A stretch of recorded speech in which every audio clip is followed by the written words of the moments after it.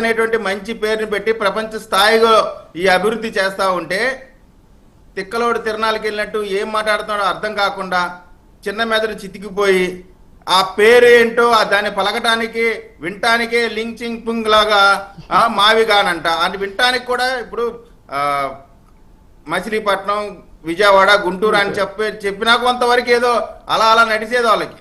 అదే తిక్కల పేర్లు తీసుకొచ్చి ఇష్టం వచ్చినట్టు మాట్లాడి ఆంధ్రప్రదేశ్ ప్రజల ముందే కాకుండా ప్రపంచం ముందు నవ్వులు పాలైనటువంటి పార్టీ వైఎస్ఆర్ కాంగ్రెస్ పార్టీ. ఆ కాంగ్రెస్ పార్టీ నాయకులు మీరు గమనిస్తే వైఎస్ఆర్ కాంగ్రెస్ పార్టీని భుజాన వేసుకొని మోస్తున్నటువంటి అనేక మంది పెయిడ్ ఆర్టిస్టులు కూడా ఈ మావిగాని దెబ్బకి బిత్తరపోయి ఏం చెప్పాలో ఏం చెందాలో అర్థం కాక ఎవడిచ్చాడురా బాబు ఈ సలహా, ఈ రోజున మేము వాళ్ళని ఎంత మోస్తున్నా సరే ఎంత కామెడీ పీసులు చేసేసారు మమ్మల్ని అని చెప్పి వారిని మోస్తున్నటువంటి టీవీ ఛానల్ దగ్గర నుంచి విశ్లేషకులు అనేటువంటి పేరులో వచ్చేటువంటి వైఎస్ఆర్ కాంగ్రెస్ పార్టీ ప్రతినిధులు అందరూ కూడా బిత్తరపోయినటువంటి పరిస్థితి.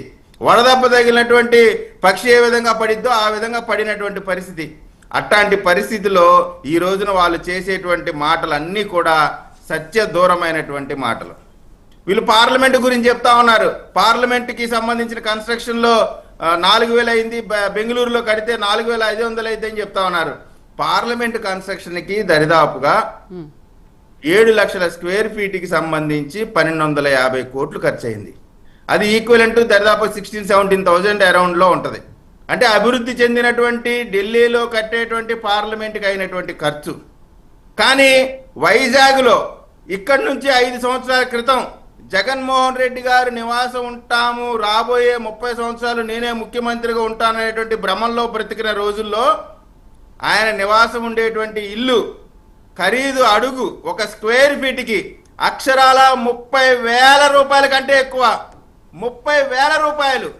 ఆంధ్రప్రదేశ్ అభివృద్ధికి ఆంధ్రప్రదేశ్కి ఒక దశ దిశ దిక్కు దివానం ఉండాలంటే అమరావతి అనే ఒక రాజధాని ఉండాలా.